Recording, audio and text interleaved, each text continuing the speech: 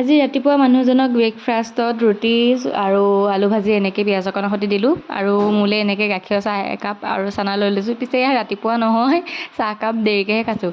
ঘৰৰ গাখীৰ হ'লে ভাল, কিন্তু মই ইয়াতে আমুল তাজাকৈ ল'লোঁ। আৰু দুপৰীয়া এয়া চিকেন আনিছিলে, চিকেন বনালোঁ আৰু ৰুটি বনাইছিলোঁ। ৰাতিপুৱা অকণমান থাকি গ'ল, তাকে দুইটাই আকৌ ভগাই মেলি খালোঁ। তাৰপৰা আজি মোৰ পূৰা মাথা বিষ হৈছে, মাইগ্ৰেইনৰ প্ৰব্লেম পাইছে নতুনকৈ।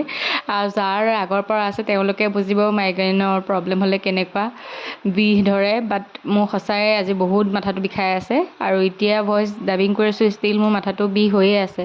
তথাপি মানুহজনক ক'লোঁ তেল মালিচ অকণ কৰি দিয়া। প্ৰথমতে তেওঁ ধুনীয়াকৈ তেল মালিচ অকণ কৰি দিলে, অকণমান তেল মালিচ কৰিলে ভাল লাগিছে। তথাপিও মানে কি আৰু মতা মানুহ ন, খচুং খচুংকৈ দিয়ে আৰু কিন্তু মোৰ ভণ্টি নিচিনা দিব নোৱাৰিলে।